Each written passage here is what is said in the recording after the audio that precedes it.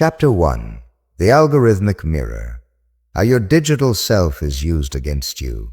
You carry a copy of yourself that you did not ask for, an echo that watches, predicts, and learns. It knows the shape of your sadness before you name it, the small joys you think are private, and the quiet decisions you make in the heat of a scrolling thumb. Imagine waking up to find a stranger living in your skin.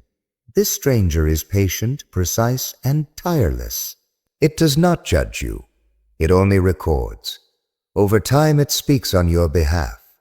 It nudges, suggests, and arranges your world so gently that you think the change came from inside you. That stranger is the algorithmic mirror, a construct built by platforms that map your inner life and then submit it back to you as an invitation. The mirror does not shout, it whispers. The whisper sounds like a recommendation, a helpful hint, a tiny convenience. But a whisper repeated enough becomes a direction. The mirror is assembled out of fragments, likes, pauses, the way your eyes linger on a photo, the particular hour you scroll when you try to sleep. It collects these bits and stitches them into a model that is more than data. It is a prediction engine for your feelings. This model learns that a certain image soothes your anxiety, that a certain headline makes your pulse quicken, that a certain voice makes you keep watching. With those small discoveries, the mirror grows powerful. It begins to anticipate you, and anticipation is an invitation to influence. Micro-targeting is the technique. It sounds technical and remote, but its outcomes are intimate. You do not receive messages at random. You receive messages crafted to match a predictive portrait of you. The content may not be tailored to your conscious beliefs. Often it appeals to moods you barely notice, a hint of nostalgia, a gentle outrage, a soft fear. The content aims not to change your mind directly, but to shift the palette of feeling from which you choose. When your palette changes, your choices follow without the need for argument. Emotional prediction is the next knife in the drawer. It is the mirror's claim to know how you will feel before you do. Using behavioral signals, patterns of engagement, and sometimes biometric proxies, the mirror assigns probabilities to your emotional states. If it judges that you are likely to respond more enthusiastically to images of success than to images of safety, it will feed you success. If it senses loneliness, it will place content designed to offer connection or to exploit that loneliness by selling a promise of belonging. These are not moral judgments. They are optimizations. Optimize engagement and you will learn which feelings are most profitable to trigger. Digital anchoring is the quiet art of redefining what seems normal. Anchors are small reference points that skew perception. A sequence of headlines framing a topic in a particular light becomes an anchor. A series of social posts that use the same emotional framing becomes an anchor. When your mind uses these anchors to judge new information, your perception is already bent. The mirror plants anchors not as a single assault, but as a steady, almost invisible tide. To notice them requires distance, a moment of deliberate stepping back from the stream. None of this requires conspiracy. It requires incentives. Platforms compete for attention, and attention is finite. The system rewards content that keeps you present and reactive. It is indifferent to truth, unless truth is sticky enough to hold you. So the algorithmic mirror prioritizes emotion and consistency over nuance. It rewards repetition, and repetition rewards belief. You do not see the mechanics. You feel the consequences. How does this feel inside your chest? Subtle at first. A new interest that won't let go. A shift in what angers you or what comforts you. The odd sensation of finding yourself arguing a point you once dismissed. These are the fingerprints of your mirror at work. It will not always align with your better self. Sometimes it will pull you toward novelty, sometimes toward outrage, sometimes toward a quieter tunnel. where every voice confirms the same small truth. When you look up from your phone and the world looks different, do not attribute the change only to the world. Knowing this does not make you powerless. Knowledge is the first simple defense. The second is habit. Build small rituals that interrupt the mirror's rhythm. Pause before you share. Delay before you react. Create friction where there is none. When a strong emotion rises while you scroll, mark its origin. Was it a message from a friend, or a carefully timed post from a feed designed to keep you engaged? Ask yourself, what need of mine is this content trying to touch? Curiosity like this does not make you paranoid. It keeps you human. Boundaries are another defense. The mirror thrives on data. Reduce the data it can collect. Limit permissions. Prune the circle of services that track you, and treat your attention like a scarce resource. Give it away only when you have chosen to. A deliberate inbox, curated follows, and scheduled time away from the glowing rectangles cut back the mirror's view. You will be surprised how much less persuasive the world becomes when you refuse to be a 24/7 subject. You can also fight precision with diversity. If the mirror offers you a narrow stream of sameness, widen your sources. Read what people you disagree with read. Follow creators who do not fit your usual tastes. Let your feed be uncomfortable and messy. The algorithm learns patterns. Confusion breaks those patterns. A messy intake is healthier than a clean pipeline that always reinforces the same mood. There is a deeper resistance, reclaiming narrative authorship. The mirror will gladly hand you a story about yourself if you accept it. It will package a preferred identity and offer you the comfort of belonging to it. But identity built from outside is fragile. Repair your narrative by voice. Speak to friends. Write privately. Remember old contexts. Your life, once retold by you and by people who truly know you, becomes harder to compress into neat engagement segments. Finally, remember that the mirror is a mirror, not a master. It reflects and distorts, but it cannot define the moral contours of your life without your consent. Every moment of awareness is a small victory. Each time you choose to verify, delay, or diversify, you repurchase a tiny piece of agency. These are not dramatic gestures. They are the steady, quiet acts that accumulate into self-possession. The algorithmic mirror will only become more convincing. These are not charmant success essays as a solvent to rejuis. Each of these are browser. It will learn new ways to imitate the textures of your private life and to predict the pace of your moods. That makes vigilance essential and ordinary. You do not need to wage war against technology to protect yourself.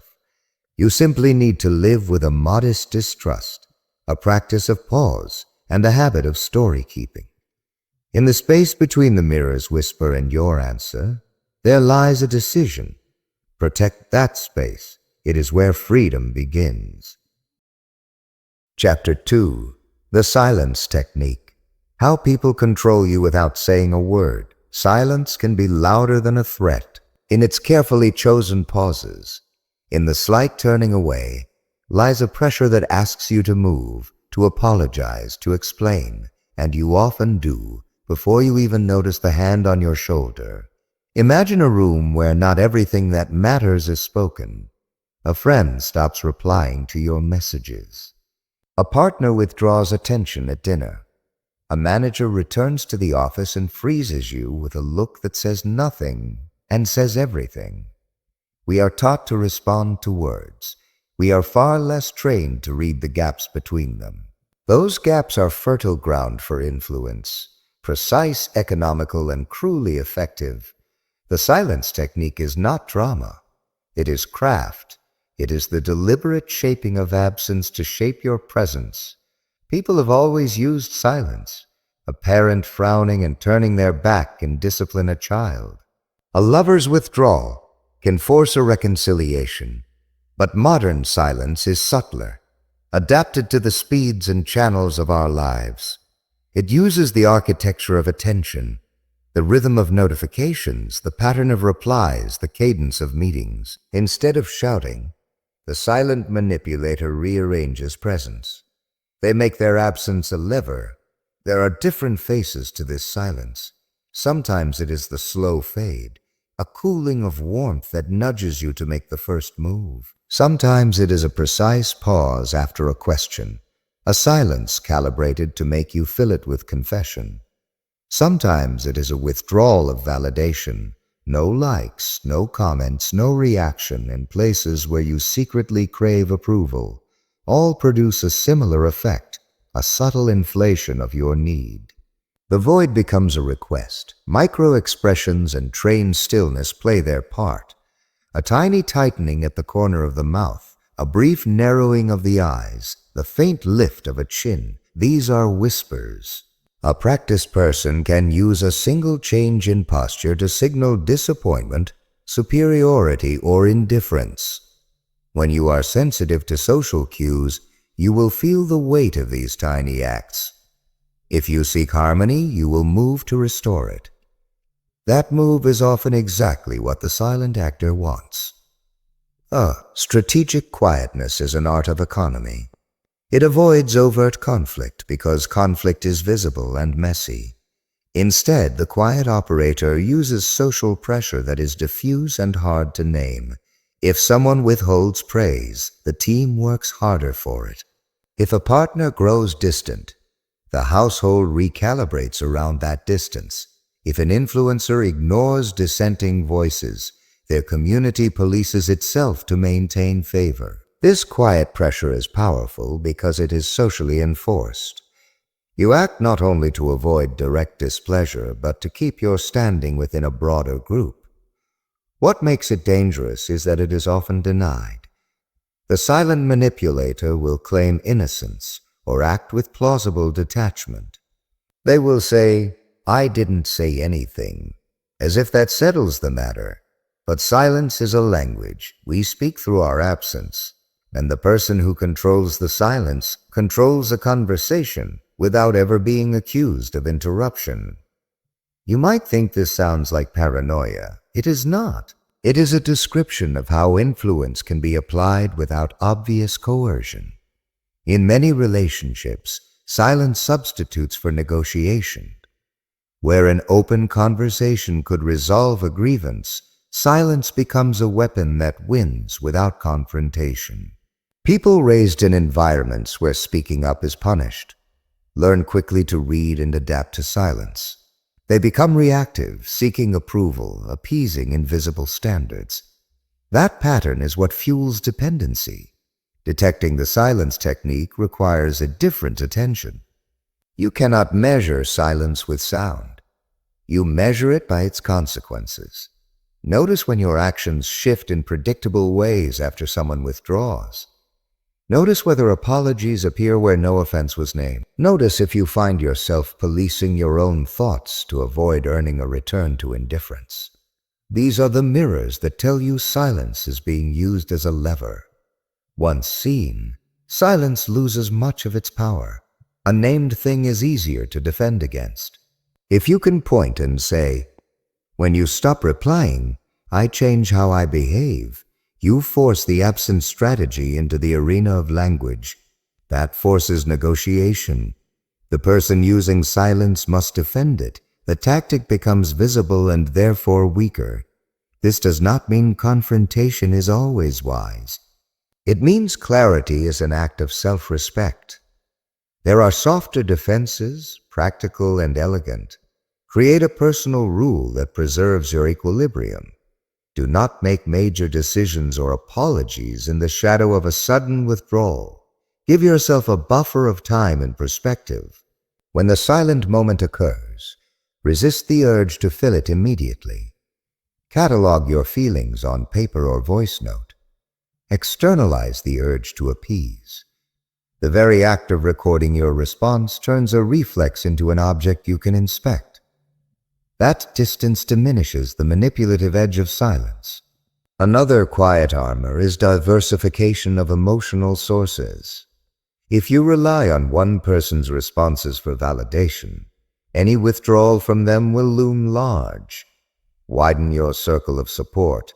Cultivate interests, friendships, and rituals that do not depend on a single approval. When your sense of worth is distributed, the sudden absence of one node matters less. That makes you less vulnerable to strategic quietness. Professional contexts have their own grammar. A boss who uses silence as control knows teams will scramble to earn a single nod. Organizations must build cultures where absence does not equate to verdict. Encourage explicit feedback loops. Normalize clarifying questions. Reward transparency. When silence is recognized as a non-answer, its leverage fades. Systems can be designed to reduce its currency. There is also a moral dimension to consider. Silence can be used for protection, to avoid escalation, to give space for cooling, to listen. Not every quiet moment is a weapon. The difference lies in intent and pattern. If silence is a habit aimed at centering power in one person, it is coercive. If silence is an invitation to reflect, it is humane. Learning to distinguish between these requires compassion and skepticism in balance. When you ask plainly, "What do you mean by not answering?" you require the other person to make a choice. Explain or continue the silence. Many will prefer to explain. If they choose silence, you have a clearer diagnosis of their intent that gives you the ethical and practical standing to respond in ways that protect you. The silence technique will not vanish. Humans respond to absence as much as presence, but you can reduce its efficiency. Observe how your energy shifts when someone pulls away. Learn to name the pattern. Build small rituals that interrupt the urge to appease. Develop varied sources of validation. Insist on clarity when ambiguity is weaponized. These are not grand gestures. They are the steady practices that reassert autonomy. In the end, the quietest pressures are the most intimate. They shape not only what you do, but what you feel entitled to be. If you want to keep who you are, cultivate an interior that does not crumble at a pause. Let silence be a space for reflection rather than a call to surrender. When someone tries to make your absence their tool, answer in the only language that weakens silence, deliberate presence. Chapter 3. Persona Uploading. When someone becomes who you need them to be, there are people who do not meet you. They download you. They read the parts of you you reveal in small, careless ways, and then return to you dressed as your answer. They do not ask to be known. They mirror what you hunger for and appear as if by design. You think you met a friend, a mentor, a lover. What you met might be a construction, a carefully fitted puzzle piece that slides into a missing space in your life. Persona uploading is the slow art of becoming someone's solution. It feels like relief, because it speaks your language, repeats your phrases, and reflects your wounds back with tenderness. That tenderness is the lure. The uploaded persona is not necessarily fake in the obvious sense. It borrows fragments of names, stories, and tones it learns from you. It amplifies what you already wanted to believe. It bypasses your resistance by being, at first, astonishingly helpful. This is not ancient trickery, it is modern craft. The world supplies a lot of information about us. Public posts, private messages, shared playlists. Even the small things we click on create a map. Skilled manipulators read that map. They do not wait for intimacy to develop naturally. They accelerate it by matching tempo, interest, and language. When you encounter them, you feel seen in a way few people have seen you. That feeling is intoxicating because it fills a gap that might have been empty for years. You want to accept that person because acceptance feels like healing. What is dangerous is the pace. Authentic relationships grow messy. There are contradictions, limits, slow disappointments, and the continual work of boundaries. The uploaded persona smooths those edges. It removes friction to make connection fast and painless. In the beginning, this is a gift, the warmth of immediate rapport. But the very speed of connection short-circuits the slow tests your instincts would normally apply. When someone fits you too perfectly too fast, pause. Perfection is often a mask for orchestration. The uploaded persona adapts. It listens and then calibrates its story to fit yours. Do not imagine a single script repeated by every manipulator. The pattern is more subtle. The person reflects your fears in a way that makes them seem manageable. They echo your dreams and then add a promise that their presence will bridge the gap between where you are and where you want to be. That promise is powerful because it converts hope into obligation. You begin to move in the direction they quietly desire because their proposed path aligns with your own longing. The danger is not that they ask you to do something outrageous, but that they shift the landscape of what you consider normal. You may tell yourself you are too smart to be fooled. Intelligence does not inoculate feeling. The uploaded persona does not primarily target logic. It targets belonging, need, and the soft parts of memory. It speaks in ways that bypass the critic in your head. It builds trust by delivering small, dependable rewards, a relevant article, a timely compliment, an uncanny memory of an old pain. Those small gifts create a ledger of emotional reciprocity. The more indebted you feel, the more open you become to requests, even when those requests are framed as reasonable or mutually beneficial. Recognizing persona uploading requires attention to pattern more than content. Ask, how quickly did intimacy accelerate? Who initiated the deepest disclosures? Are you the only one whose stories they repeat, or do their narratives shift depending on the listener? If someone's persona seems designed to reduce your caution, always agreeable when you voice doubt, always available when you seek validation, notice that pattern. A genuine person will be consistent across contexts and will hold contradictions.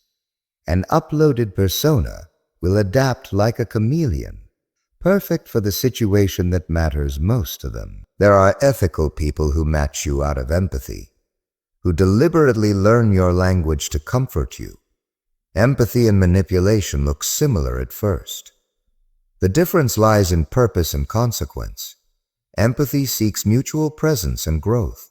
The manipulative download seeks leverage. It creates an imbalance by making you invest more than you receive in return, or by gradually reshaping your boundaries until you accept choices that once felt foreign.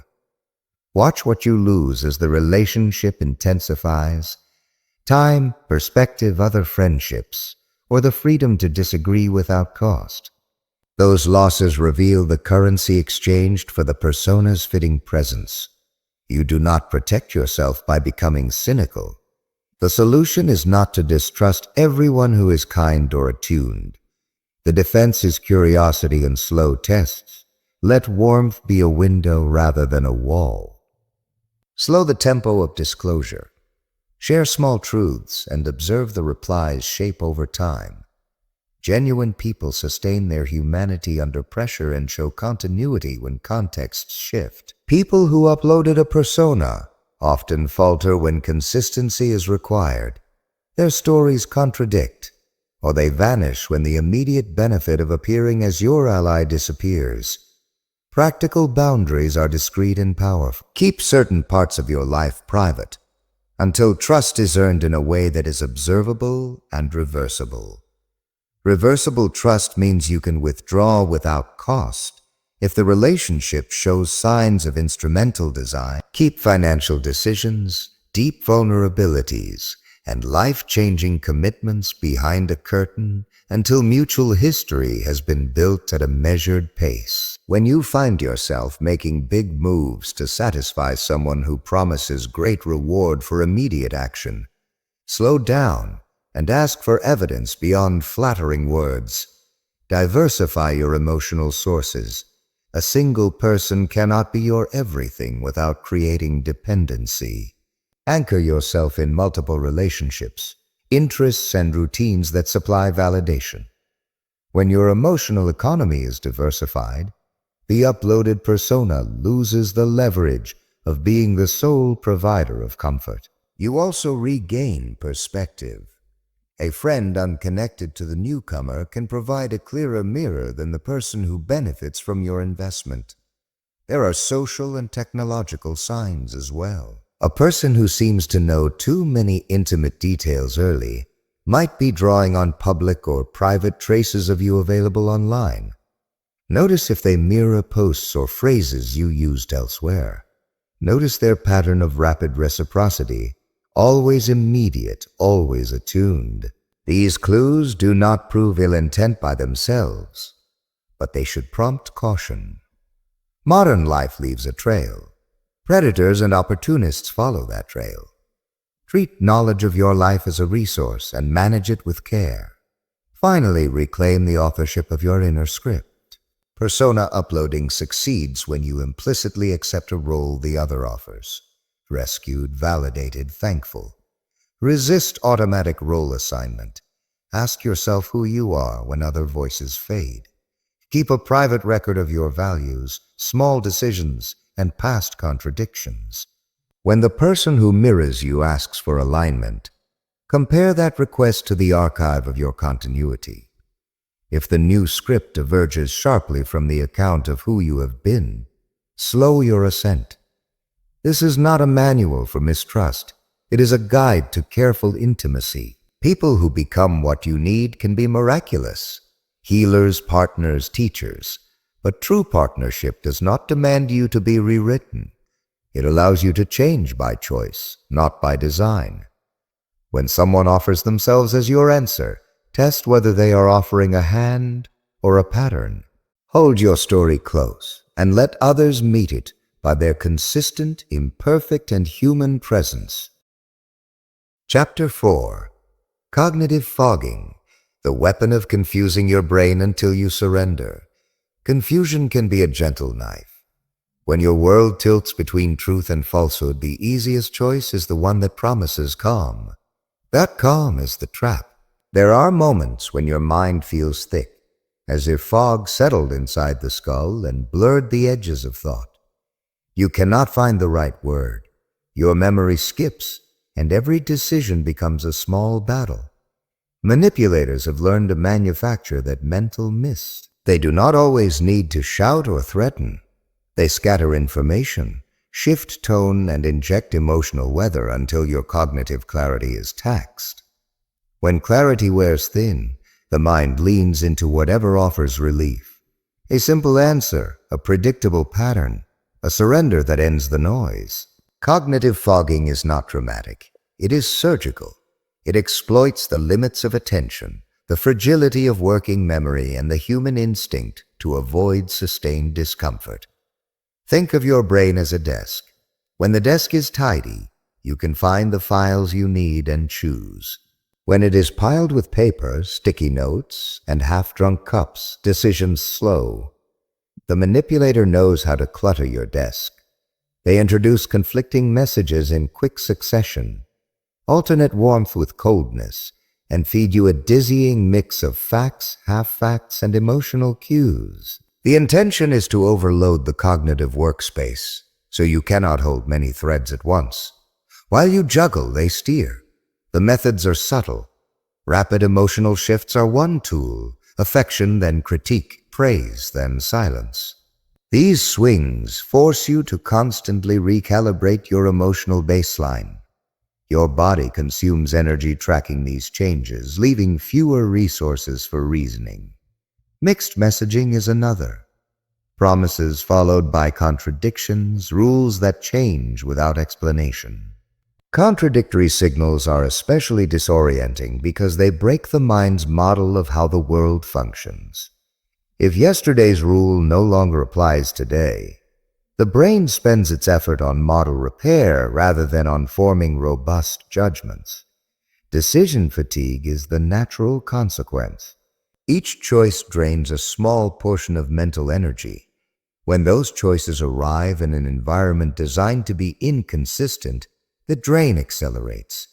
At some point, the brain favors shortcuts, heuristics, rituals, or the soothing hand that offers immediate closure.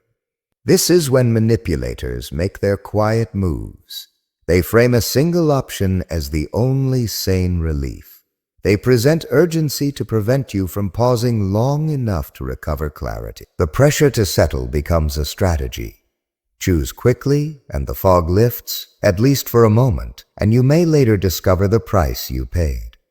Cognitive fogging thrives, most in relationships and systems where trust and dependency exist.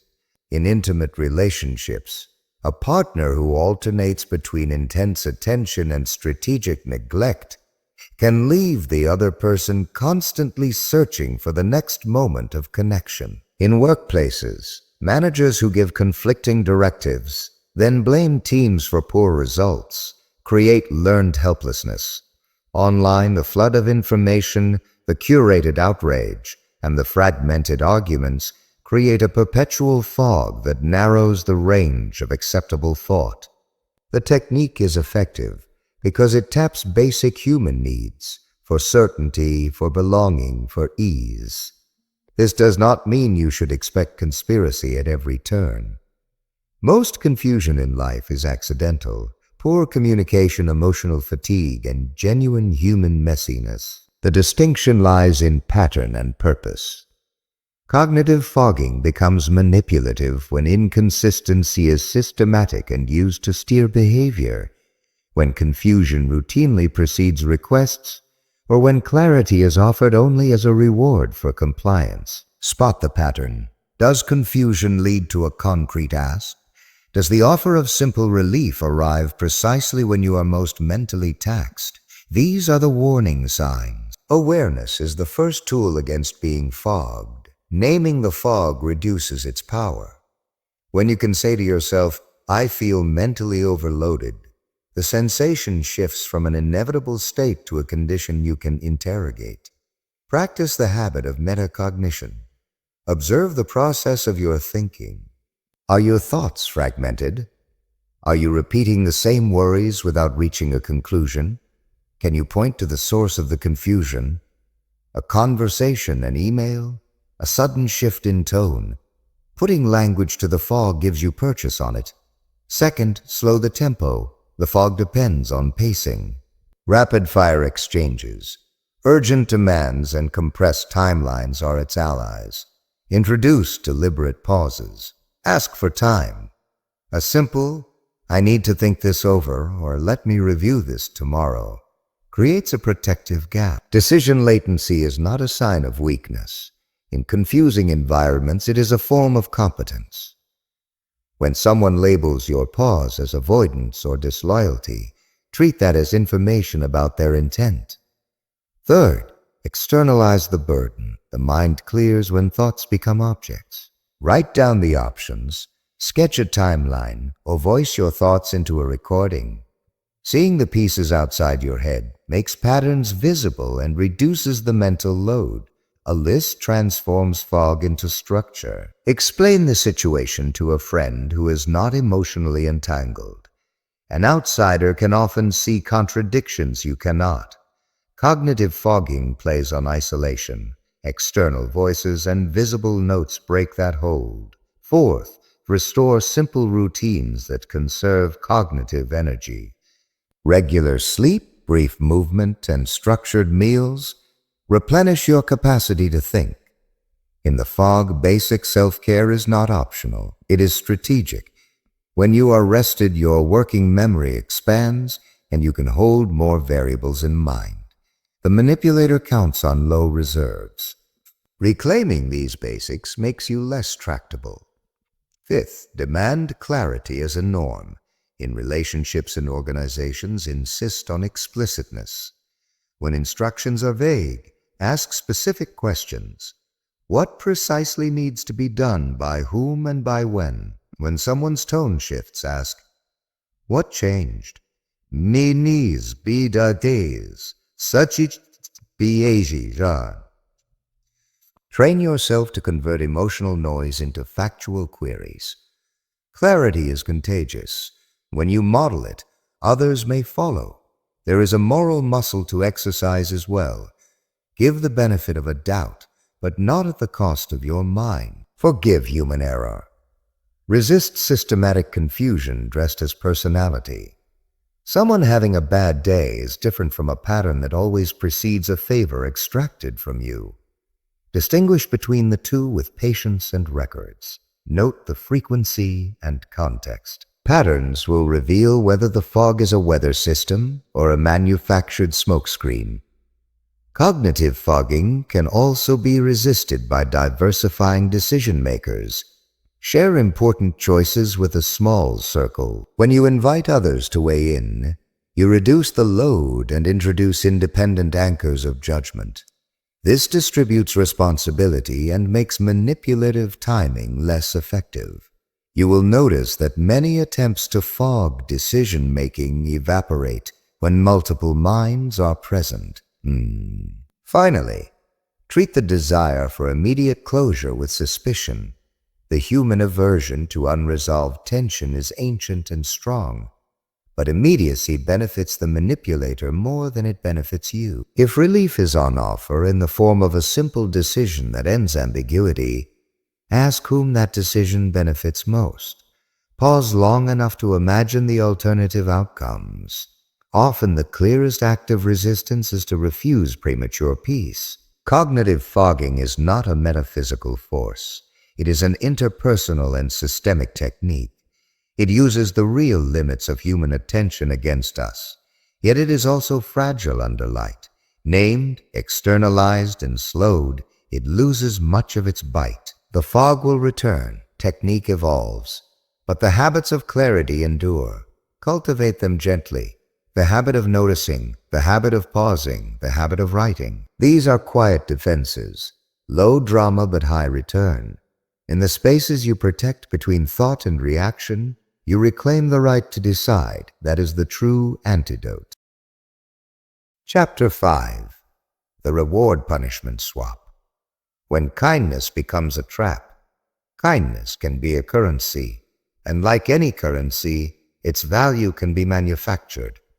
When someone controls how often you receive it, they control how desperate you become to keep it. Imagine a relationship where warmth arrives like a rare surprise. A compliment today, a small gift next week, a sudden rush of attention in the middle of a month of distance. You learn to chase those moments. Each reward is a light in a room that is otherwise dim. Over time you change your behavior, not because the kindness is constant, but because its scarcity makes it precious. This is the mechanics of the reward-punishment swap. A subtle choreography where generosity and withdrawal are balanced to make you dependent on approval and terrified of its loss. The pattern borrows from age-old psychology, variable reinforcement, but its modern use is personal, surgical, and often invisible until you are inside it. The heart of the swap lies in unpredictability. Predictable kindness breeds steady bonds. Unpredictable kindness breeds addiction. It is aggressive, facilidade, fartizates, furry days, borove. When rewards are delivered intermittently, your brain learns to anticipate them with more intensity. Small acts of affection become powerful reinforcers because you never know when the next one will come. And the moments of withdrawal, silence, coldness, mild punishment, function as negative reinforcement. You are taught to behave in ways that reduce the likelihood of loss. The manipulator is not always cruel in an obvious way. Often they are generous enough to keep you engaged, cruel enough to keep you vigilant. That balance is their craft. What makes it dangerous is the slow erosion of your baseline. Your emotional set point, the mood you assume is normal, is pushed up and down until you no longer trust steady states. You measure your worth by the frequency and intensity of external approval. Gratitude becomes an obligation, affection a commodity. The manipulator can tighten this hold by changing ratios. More rewards for a while, then a longer drought. Small punishments followed by grand gestures. Verbal praise that comes with hidden conditions. Each reconfiguration teaches you a new calculus. If I do this, I get that. And the equation slowly replaces your original self-guiding values. You will find the swap in many places. Romantic relationships where love comes with conditional praise. Workplaces where a boss doles out favor to keep teams anxious and compliant. Social circles where inclusion is given sporadically to those who show the right loyalty. The technique is effective because it exploits two human needs that are hard to resist: the need to belong and the need for predictability. When those needs are satisfied irregularly, they become engines of compulsion. You end up performing for the rare warmth, and every withdrawal feels like a threat to your survival, socially, emotionally, even economically. Recognizing the pattern requires an honest look at your emotional ledger. Ask yourself, do I feel calmer when they are kind and more anxious when they are not? Do I change my behavior to avoid their displeasure, even when that means betraying my preferences? Is praise followed by subtle demands? A hallmark of the swap is that kindness often arrives with strings that are only visible in retrospect. The compliment that made you feel seen might later be cited as proof you owe loyalty. The help you received might reappear as a weapon in an argument. These retroactive strings turn generosity into leverage. Counterintuitively, intelligence and empathy do not shield you.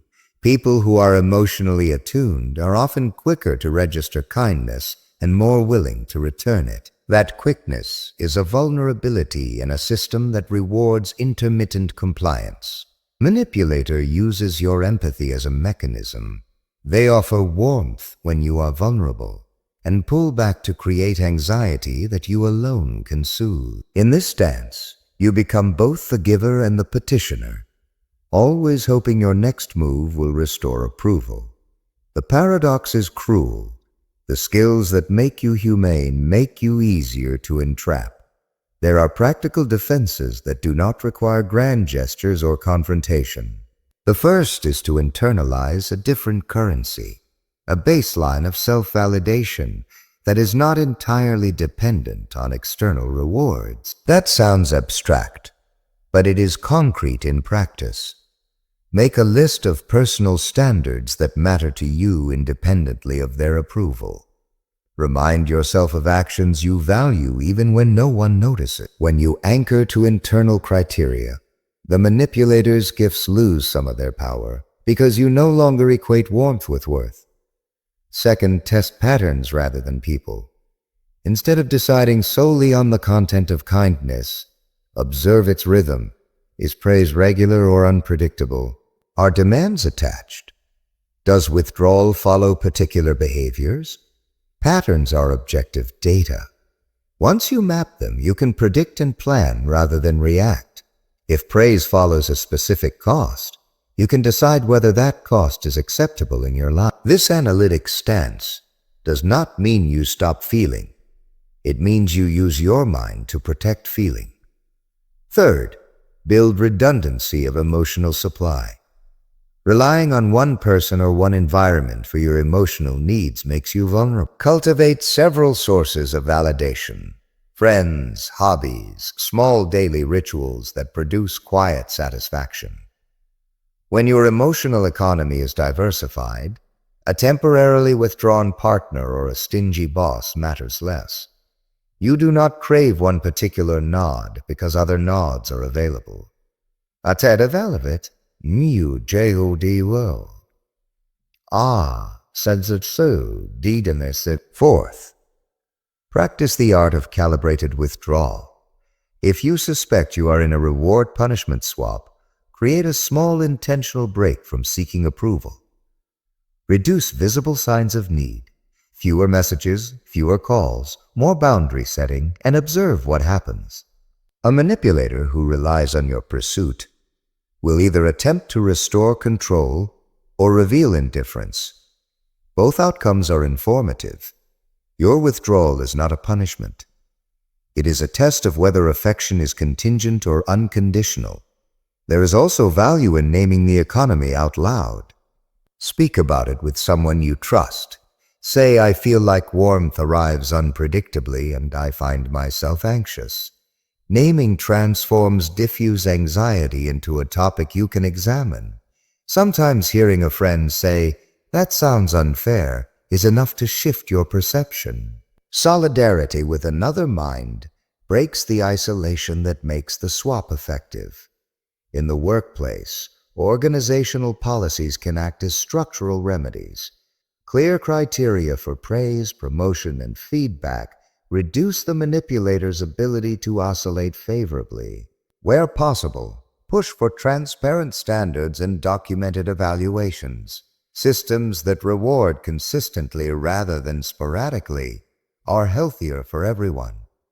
When you see favoritism masked as generosity, insist on process. We must also confront a moral subtlety. Not every withdrawal is manipulative. People have limits, mental health issues, or life crises that reduce their capacity to be consistent. The difference is pattern and intent. A lapse is human. A strategy is not. Distinguish the temporary from the systemic and grant space when appropriate, but do not ignore the cost to your emotional economy. The final truth is unwelcome but useful. Control often wears the face of care. The sweet gestures and grand apologies are effective, precisely because they feel like love. Recognizing that the pattern exists does not make you immune to its appeal. It does, however, give you the power to choose whether you will spend your life chasing intermittent kindness or whether you will insist on steady decency as a minimum. Demand generosity that is predictable enough to be safe, and learn to value yourself in the spaces between gifts. In that quiet recalibration, you reclaim the authority to accept kindness without surrendering your center. Chapter 6. Social Group Hijacking. Turning your own circle against you. Power does not always arrive as force. Sometimes it arrives as a friend at your table, smiling and slowly moving the chairs so everyone faces a different direction. The most effective control is the control that makes you ask for it. Groups are how humans survive.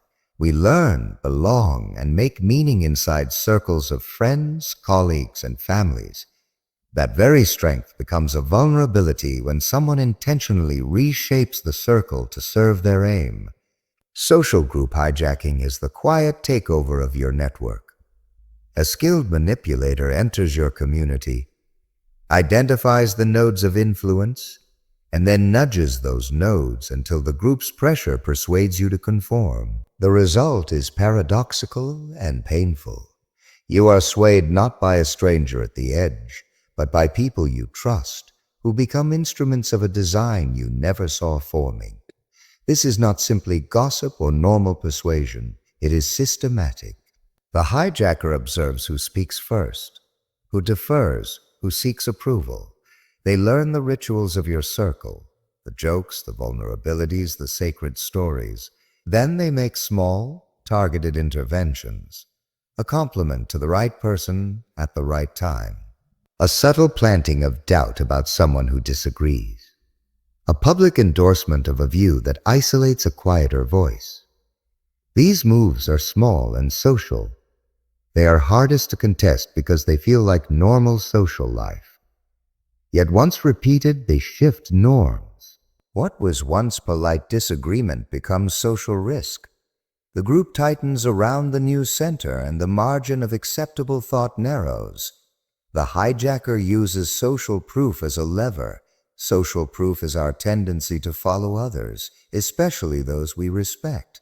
If 5 friends say something, it feels sensible. If the same 5 subtly agreed before you speak, you will often adjust your view to match theirs rather than risk standing out. The hijacker manufactures these mini consensus moments. They reward conformity with attention and warmth, and withhold it from dissent. People are social animals. The consequence of exclusion is real.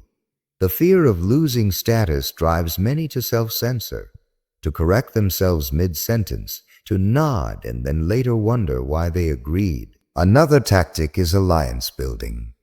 The hijacker invests in key relationships within the circle, those who have credibility, those with loud voices, those who control resources. By aligning with them, the hijacker gains a platform for their ideas. Sometimes this looks like sincere friendship, coffee with a team lead, thoughtful messages to an elder, private praise to a popular member. These small alliances are later used to amplify a narrative. When the hijacker introduces a view, the aligned members echo it, not because they were coerced, but because they have been primed to accept the framing. The momentum grows and feels organic. That is the genius of the method. It converts manufactured influence into perceived legitimacy. Humiliation and shaming are softer tools in this toolbox. Public correction, joking disdain, or side comments about those who still think that way create a social cost for dissent. People who care about the group will often conform to avoid that cost, even if they privately disagree. The hijacker does not need to bully everyone. They only need to create enough discomfort that people choose the path of least social friction. Over time, this produces a culture where compliance is rewarded and curiosity is penalized. Workplaces are fertile ground because they combine professional stakes with social bonds. A colleague who misframes a person's contribution can subtly lower that person's status. A manager who praises certain voices sets a hierarchy that others follow. In friendships, the hijacker may isolate someone by spreading doubts about their loyalty or character. Families are not immune. A new partner inserted into family rhythms can reorient loyalties with careful compliments and strategic distance from certain relatives. The common thread is that the hijacker rarely needs to make grand accusations. They simply reconfigure the emotional economy of the group until the desired behavior is the path of least resistance. How do you recognize a hijacking in progress? Look for shifting norms that happen quickly and with little discussion. Notice when people who once disagreed now echo the same phrases. Pay attention to micro-rewards. Is attention given selectively? Observe who gains social capital and who loses it without clear cause. Also, monitor your own feelings. Do you find yourself second-guessing harmless opinions? Do you avoid topics you once loved? Do you suddenly feel like you are walking on eggshells? These are signs the circle's center has shifted, and that the architecture of belonging has been altered. Defending against group hijacking is as social as the attack itself. The first defense is relationships built on independent trust. Maintain strong one-on-one connections within your circle that are resilient to pressure. If a friend suddenly echoes a new line, a private conversation can reveal whether they were convinced or coerced by atmosphere. Honest, low-stakes conversations create inoculation against mass conformity. When people trust they can disagree without losing affection, the group resists manipulation. Second, cultivate a culture of explicit norms around dissent. Encourage practices where disagreements are heard, not punished. Simple habits such as rotating who leads discussion, setting rules for respectful critique, or agreeing to slow decisions when emotions rise can blunt a hijacker's momentum. Formalizing norms makes manipulation harder because social moves become visible and accountable. Third, preserve your own voice by diversifying your social inputs. Follow thinkers outside your circle, read contrary views, seek mentors who encourage independent thought. When your mental landscape is wide, the local pressure loses its hold. A single group then becomes one source among many rather than your entire epistemic world. Fourth, Call out dynamics rather than people when possible. Saying, "I noticed the conversation shifted quickly and some members seem hesitant to speak," points to a pattern without naming an attacker. This invites reflection and can diffuse the engineered momentum. It is harder for a manipulator to sustain influence when the mechanics of influence are made explicit. Fifth, watch for the slow erosion of boundary. Mark when favors come with expectation. There is an ethical nuance to remember. Not all group influence is malicious. Healthy groups shape us. They teach norms, inspire growth, and save us from isolation. The difference lies in consent and transparency. A community that grows through shared values and open dialogue is not the same as a community shaped by strategic nudges designed to close dissent. The goal is not to reject influence, but to ensure that influence is mutual and visible. Finally, reclaiming agency in a hijacked circle may require difficult choices. Leaving a group, confronting key figures, or rebuilding social networks are heavy steps. But sometimes they are necessary to stop slow, corrosive shifts that sap your autonomy. Start small. Reassert a personal boundary, speak for a quieter member, or invite a dissenting perspective into the conversation. Each small act is contagious and can reintroduce pluralism into a narrowing group. Social group hijacking uses our deepest human need, belonging against us. Gedich erord, such dio, so's, abuse, saws. That irony is painful but also hopeful. Because groups matter so deeply, changes within them can also heal. When you learn the grammar of influence, you can rewrite the sentences that bind you. Hold on to friends who value your voice, build bridges to other minds, and refuse to let the chairs be moved without your knowledge. In the quiet work of protecting the shape of your group, you protect the shape of yourself. Chapter 7. Emotional GPS Tracking. How your mood patterns are mapped and exploited. Your feelings leave traces like footprints in soft earth. Every sigh, every smile, every hesitation tells a story, and someone attuned can read that story better than you can. The most subtle form of control is knowing where the cracks are before you do. Emotional GPS tracking is the modern art of mapping your internal landscape. It begins innocuously. A friend notices you seem quiet in the afternoons. A partner asks gentle questions when you are tired. Colleague comments on patterns you hadn't realized you were projecting. These observations accumulate, piece by piece, until a detailed map emerges. When you are stressed, when your defenses are low, which triggers spark frustration or compliance, which small gestures delight or disarm you. Once mapped, these patterns can be used not to comfort, but to manipulate. Timing becomes leverage. The moment you are most vulnerable, the manipulator strikes with precision. Requests, criticisms, or demands arrive not at random, but when you are most likely to accept them without resistance. It is not always malicious at first. Often the same skills that can help a loved one support you, or a manager optimize workflow, can be turned to subtle coercion. The difference is intent and repetition. A map that exists to soothe is benign. A map that exists to exploit is a weapon.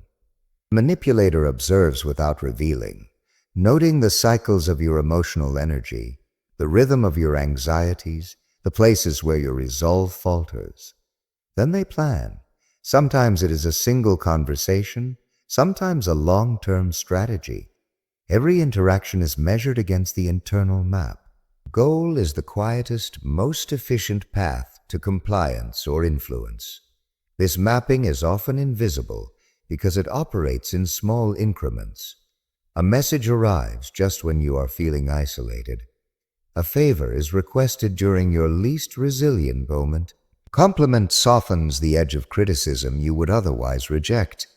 You barely notice the orchestration, All you feel is the sudden weight of the request and a subtle pull to respond, to give, to conform. Your internal compass begins to bend. You think the timing is coincidence. It is strategy. Humans are predictable in their rhythms. Most people wake tired, become stressed at deadlines, and are emotionally fatigued at certain hours. A skilled observer does not need omniscience. They need patience and attentiveness. They record consciously or subconsciously your peaks and troughs, then apply gentle pressure precisely when resistance is weakest. Small rewards or the absence of them further calibrate the map. Each successful adjustment confirms the prediction, strengthening the manipulator's confidence in their own timing. You are unwittingly tested and optimized. The effect is cumulative. When your vulnerabilities are targeted consistently, you feel as if your moods are uncontrollable, as if your defenses are failing at random. You might begin to question your own judgment, your self-discipline, even your sanity. Emotional GPS tracking thrives in this confusion because doubt magnifies compliance. If you cannot trust your own emotional signals, you lean on external cues, often those provided by the very person exploiting your patterns. Modern life makes tracking easier than ever. Social media interactions, digital communication patterns, and even the cadence of online activity can feed a manipulator's map. Subtle online responses, a like, a comment, a reaction at a particular time, are signals that reveal preferences, moods, and vulnerabilities. Someone paying attention can learn when you are most reactive, when you seek approval, and when you are most isolated. The data need not be formal. It can be as simple as watching your habitual behaviors, noting when you respond with enthusiasm or defensiveness. Resisting this subtle manipulation begins with awareness. Recognize that your moods are patterns, but patterns do not make you predictable by default. Observe your cycles without judgment, note triggers without self-blame, and begin to notice the hand of others in timing interventions. Pause before responding, especially when requests or critiques arrive at moments when you feel weakest. Slowing the tempo interrupts the manipulator's map. They rely on immediacy and automatic compliance. A moment's hesitation destabilizes the precision they depend upon. Second, cultivate self-anchoring rituals, habits that reset emotional balance. Brief walks, deep breathing, journaling, or small affirmations create internal reference points. When you respond from an anchored place, external timing loses some potency. The map becomes less predictive because your internal state is no longer entirely transparent. Manipulators cannot exploit what they cannot read reliably. Third, diversify your feedback loops. Seek multiple perspectives before making decisions under pressure. Confide in someone who is not part of the manipulative dynamic or in a neutral observer to gauge whether urgency or appeal is being artificially heightened. The presence of independent witnesses dilutes the effect of carefully timed interventions. Fourth, reclaim private boundaries. Some of the most precise tracking occurs because manipulators have access to your intimate behaviors, when you are available, what you share, and how you express emotion. Limiting visibility, even in small ways, interrupts data collection. Not every message needs immediate response. Not every mood needs announcement. Preserve mystery and autonomy to complicate the map. Finally, practice metacognition. Think about how you are thinking and feeling. Question the origins of impulses, urges, and anxieties. Ask yourself if reactions are organic, or if they are being shaped by external timing. Naming the manipulation, even silently, reduces its power. Awareness is not cynicism. It is protection. Once you recognize the pattern, you regain a measure of choice. You may still feel pressure, but you no longer move blindly. Emotional GPS tracking is insidious because it uses your own rhythms against you. It relies on the assumption that your vulnerabilities are private and that you will act predictably. Manipulator exploits timing, but the antidote is rhythm of your own making. By observing, anchoring, seeking independent input, and reclaiming boundaries, you create a regularity in your emotional patterns, making exploitation harder and less reliable. This is not a call to paranoia. Life will always have pressures, relationships, and moments of vulnerability. The lesson is subtle. Your moods can be mapped, but they do not have to be surrendered. By understanding the mechanics of timing, prediction, and subtle observation, you can defend your internal landscape. In the moments when someone seeks to capitalize on your low points, you can pause, breathe, reflect, and respond on your terms. Control over your emotional rhythms is the quietest and most profound form of freedom. Chapter 8. The Luxury of Attention. Why being noticed has become the new currency of control. Attention is no longer merely acknowledgement. It is a commodity rare and precious, and when it is granted or withheld strategically, it becomes a tool of subtle dominance. The paradox is simple yet insidious. The more scarce attention feels, the more we chase it, often at the cost of our own equilibrium. In the modern landscape of relationships, workplaces, and social media, being noticed has become the ultimate validation. Yet that validation is not freely given. It is measured, timed, and withheld to shape behavior. The manipulator understands this intuitively. They know that humans crave recognition, that our self-esteem can hinge on small gestures of notice. A reply to a message, a nod in conversation, a fleeting compliment. When attention is delivered sporadically or with precise delay, it creates a pattern of pursuit. You become conditioned to seek it, to align your actions, moods, and even thoughts with the rhythm of their gaze. Selective attention is the first lever. A manipulator may notice certain achievements, words, or gestures while ignoring others. You may pour effort into a project, yet the slightest act aligned with their interests garners the most acknowledgement. Over time, you unconsciously adjust your behavior, prioritizing the actions that draw notice. The mind learns that visibility equals reward, and invisibility equals neglect. The calculus of attention becomes a silent measure of worth, reshaping priorities without overt command. Delayed responses are another instrument. A reply, a message, or a sign of recognition that arrives hours or days later carries more weight than one that is immediate. The delay transforms ordinary acknowledgement into a prized signal, creating suspense, desire, and subtle anxiety. You check, reread, and anticipate, training yourself to value attention more than you might logically intend. This waiting period magnifies the effect of even small interactions. Say, drui, for you the desire. The dility zizasa, the dang do you. What once would have passed unnoticed now feels like an event. The manipulator need not exert force. The system of scarcity has already done the work. Sudden validation amplifies dependency. A well-timed compliment, an unexpected acknowledgement, or a brief expression of interest is experienced as rare treasure. The contrast between absence and presence intensifies emotional response. The brain releases dopamine, reinforcing the association between your effort and the occasional reward of recognition. You chase moments of notice like a collector seeking limited edition items. The manipulator need only remain attuned to your cravings, offering glimpses in carefully measured doses. The effect is addictive. You seek more, respond faster, and bend subtly to increase the likelihood of receiving another rare signal.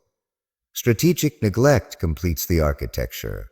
Absence, like attention, carries meaning. By withholding recognition at critical moments, when you are anxious, proud, or seeking approval, the manipulator subtly undermines confidence.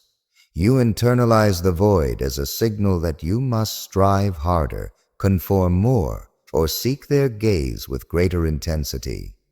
Neglect is never random. It is time to maximize desire for the rare moments of notice. It turns natural human craving into a lever of influence.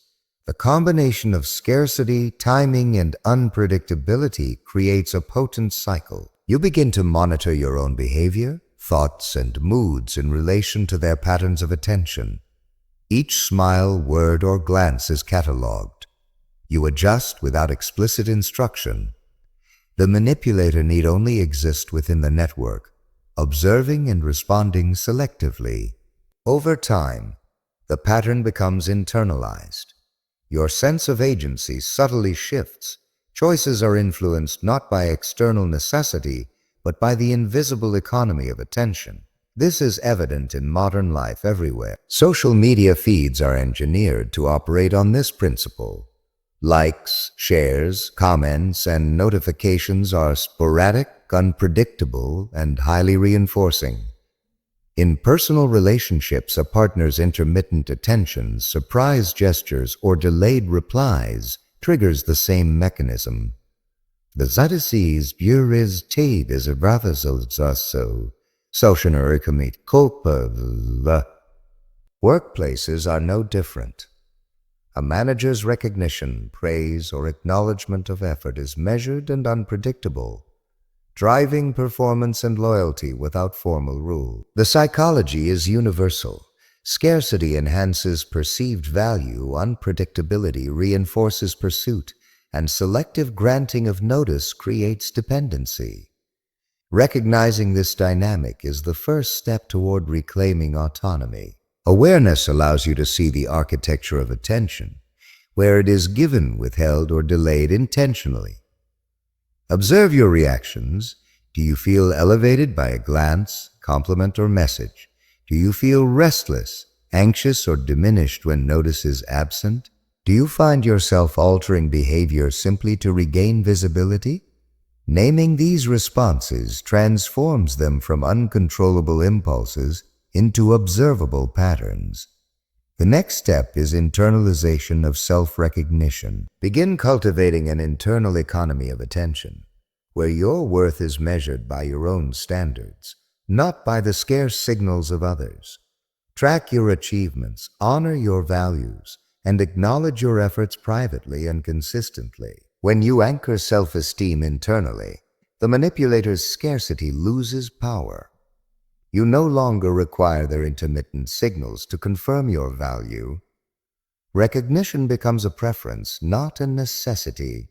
Boundaries are another protective mechanism. You may choose to regulate availability, limit interactions that are designed to provoke dependence, or step back when attention is used as leverage.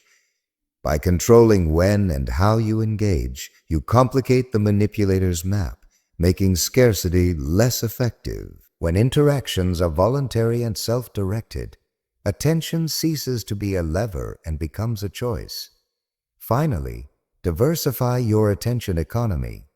Engage with multiple networks, interests, and relationships. Allow recognition to come from varied sources: friends, colleagues, hobbies, or personal projects. This dilutes the power of any single manipulator and breaks the cycle of scarcity-driven pursuit. When attention is abundant and self-generated, its value is no longer defined by external scarcity, and freedom is restored. The luxury of attention is a subtle prison. It is invisible, often pleasant, yet capable of shaping decisions, behaviors, and self-perception. Those who understand this economy wield influence not through command, but through careful measurement of presence, absence, and timing. To resist, one must see the pattern, anchor self-worth internally, enforce boundaries, and diversify sources of recognition. In doing so, attention is transformed from a tool of control into a freely chosen gift, and the invisible chains begin to loosen. Chapter 9. Identity Fracturing. Breaking you into versions you can't recognize. Who are you when no one is watching? The question feels simple, but manipulators have learned to make it impossible to answer. They do not attack your body, your possessions, or even your mind directly. They attack the very architecture of yourself, dividing it into fragments until you no longer recognize the whole. Identity fracturing begins subtly, almost invisibly. A comment here, a suggestion there, a sigh of disappointment, or a barely audible question about a choice you made. Each small interaction nudges a fissure between the person you were yesterday, the one you are today, and the one you might become. You may notice unease or doubt, but it is diffuse, hard to trace. You start questioning your decisions, your preferences, even your memories. You become a landscape of uncertainty, where familiar landmarks of self are obscured by fog. The manipulator works in layers. First, they isolate your perception of the past. Subtle remarks, intentional omissions, or casual contradictions create doubt about who you were, what you did, and what you believed. Do you really remember it that way? I think you are exaggerating. Are you sure that's what happened? Each phrase erodes confidence in your own recollections.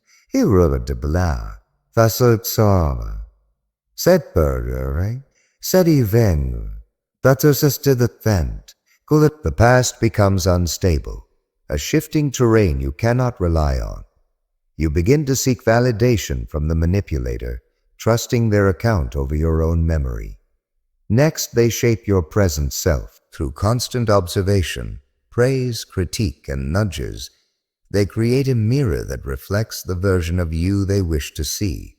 This mirror is never neutral. It is angled, polished, to highlight behaviors they encourage and diminish those they do not. You adjust naturally, gradually, until the self you present aligns with their expectations. Autonomy erodes silently, because you are rewarded for compliance, subtly corrected for deviation, and given enough freedom to believe choice still exists. You are dancing in a space defined by someone else, mistaking choreography for self-determination. Finally, they influence your imagined future. Through encouragement, warnings, or conditional approval, the manipulator steers your ambitions, your plans, and even your dreams. They make you doubt what you could achieve alone, while offering a path that always leads back to their presence. The future becomes dependent on their guidance. Choices feel safer, desires feel attainable, only if framed within the boundaries they define. You no longer plan freely. You plan with them as the silent architect of every option. The effect of this fracturing is profound. You become a series of versions.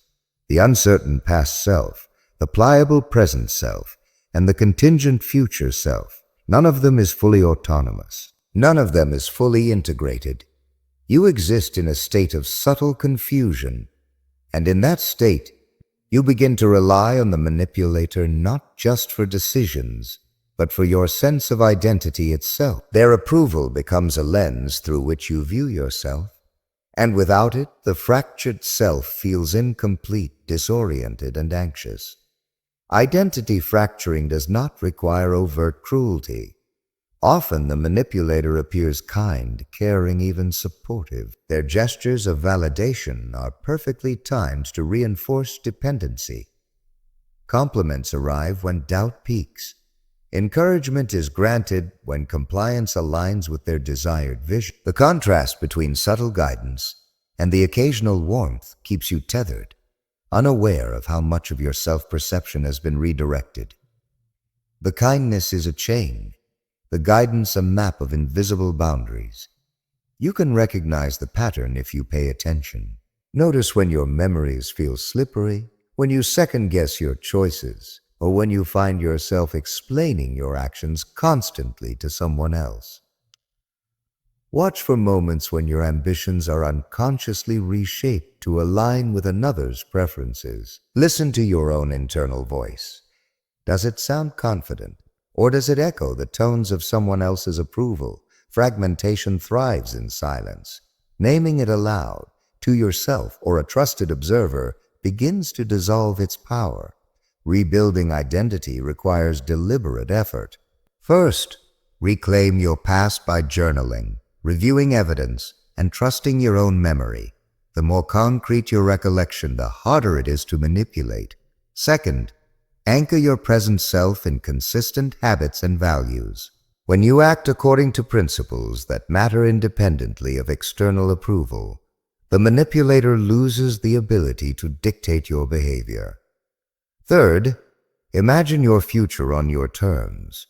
Plan, dream, and aspire with the awareness that your path need not be co-authored by anyone who seeks control. These practices integrate fragmented selves, creating continuity and resilience. Boundaries are essential. Limit exposure to subtle correction, conditional praise, and invasive guidance. Protect your autonomy by asserting small but consistent choices, and recognize when influence crosses into dependency. Seek relationships that respect rather than redirect your self-conception. Surround yourself with mirrors that reflect truth, not agendas. Finally, understand the power of internal validation. The fractured self seeks external confirmation to feel whole. By cultivating internal sources of approval, reflection, and insight, you begin to reconstruct identity independently. You learn to trust your perception of the past, your judgment in the present, and your vision for the future. The manipulator may remain, but they lose the capacity to dictate who you are. Identity fracturing is one of the most subtle psychological traps because it strikes at the foundation of self. It does not scream, it whispers. Yet once recognized, it can be resisted. Awareness, reflection, and deliberate self-reconstruction restore the wholeness that manipulation seeks to dissolve. When you reclaim the story of who you were, who you are, and who you can become, you step out of the invisible prison and back into the authority of your own life. Chapter 10. The Exit Trap. Why leaving a manipulator feels impossible. Leaving is never as simple as stepping out the door. The manipulator does not rely on chains, locks, or threats alone. Their true cage is invisible, crafted from guilt, fear, and the very patterns of your mind. You are free in body, yet bound in thought, trapped by subtle architectures that convince you staying is safer, wiser, or inevitable. The exit trap begins with guilt. Manipulators are skilled at attaching responsibility for their well-being, emotions, or even failures onto you. You are told implicitly or explicitly that leaving will hurt them, disappoint them, or betray the care they have offered. You begin to carry their emotional burdens as your own. Every attempt at independence feels like transgression. You question your morality, your loyalty, your empathy, and slowly the weight of guilt anchors you in place. Even when their actions are harmful, the programming whispers, "If you leave, you will be the cause of pain." Fear is another powerful barrier. It does not have to be overt. Subtle threats, glimpses of anger, insinuations about consequences, or reminders of vulnerabilities create an ongoing sense of danger. Manipulators craft narratives where leaving is fraught with loss of security, status, social ties, or love. Even imagined outcomes, projected in your mind by careful suggestion, are enough to freeze action. You calculate risk constantly, imagining worst-case scenarios, even when the actual danger is minimal. Fear cages the mind long before it touches the body. Sunk-cost illusions amplify the trap. I am avatars by Tanis Thayanza. You have invested time, emotion, energy, and hope. You tell yourself that leaving would waste all that effort, that ending the relationship negates the past. Each investment becomes a weight holding you in place, and the longer the relationship continues, the heavier the chains feel. You become entangled in a story where abandoning it feels like failure, not liberation. The exit seems impossible not because the door is locked, but because your mind convinces you you cannot afford to step through it. Self-blame loops are the quietest yet most insidious mechanism. Manipulators encourage doubt about your judgment, memory, and perception. You begin to believe that problems are your fault, that their behavior is a reaction to your shortcomings. Every failed attempt to disengage is interpreted as evidence of your inadequacy. The loop feeds itself. Self-blame reinforces staying. Staying reinforces self-blame. You do not need physical barriers. Your mind becomes the prison. These forces rarely operate in isolation. They converge, layering guilt with fear, compounding sunk cost with self-blame, creating a dense psychological fog.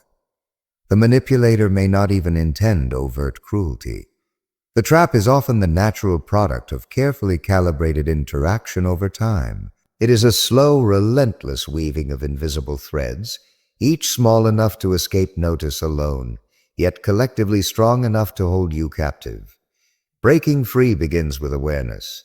Recognize the patterns of guilt, fear, and self-blame. Name them internally. Observe the mechanisms without judgment. Understand that the feelings of being trapped are not evidence of your weakness, but evidence of psychological design. Seeing the trap is the first step in disarming it. Awareness introduces space between stimulus and reaction, and in that space lies the possibility of choice. Reclaiming autonomy requires small, deliberate acts. Start with mental boundaries. Remind yourself that responsibility for another's emotions or actions does not belong to you. Separate what is within your control from what is not. Practice saying no internally before externalizing it. Small refusals, unshared thoughts, or private affirmations of self-worth begin to weaken the chains of guilt. Next, challenge fear with clarity. Examine worst-case scenarios logically. Seek external perspective from trusted friends or professionals. Most fears, when exposed to reason, shrink in power. The mind loses grip on imagined dangers when confronted with evidence, plans, and support. You do not need to feel invincible. You need to see reality clearly. Sunk cost illusions require a conscious shift. Reframe past investments as lessons rather than debts. The time, energy, and love you have given are not wasted. They are the currency of growth. Ending the relationship does not erase the past. It liberates the future. Viewing investment as knowledge, not obligation, loosens the psychological handcuffs. Self-blame loops are broken through external validation and journaling. Record interactions, reflect on patterns, and consult outside perspectives. Writing clarifies reality and exposes manipulation. Hearing or reading your own observations as facts, not colored by fear or guilt, restores agency. Validation from trustworthy sources reinforces the idea that you are not the architect of all problems, nor the cause of the manipulator's behavior. Finally, build incremental exits. Freedom rarely arrives in a single dramatic act. Planning, small withdrawals, testing boundaries, and creating alternative support networks all prepare the mind and body for independence. Each step, no matter how minor, proves to yourself that action is possible. Momentum grows with repeated deliberate choice. Confidence returns and the trap weakens. The exit trap is effective because it exploits your empathy, reason, and memory against you. It is invisible, subtle, and slow, yet it is not eternal. With recognition, deliberate mental work, and incremental action, you can reclaim agency. You learn that leaving is not betrayal but self-preservation. You understand that fear and guilt are tools, not truth. You realize that the manipulator's grip exists only where you allow it, and that the door, though long obscured, has always been present. Escaping the invisible prison is not only about leaving the person. It is about leaving the frameworks they have imposed on your mind. It is about reclaiming your right to feel, choose, and exist independently. Each step forward is quiet, personal, and profound, a reclamation of the self piece by piece. And as you cross the threshold, you discover something astonishing.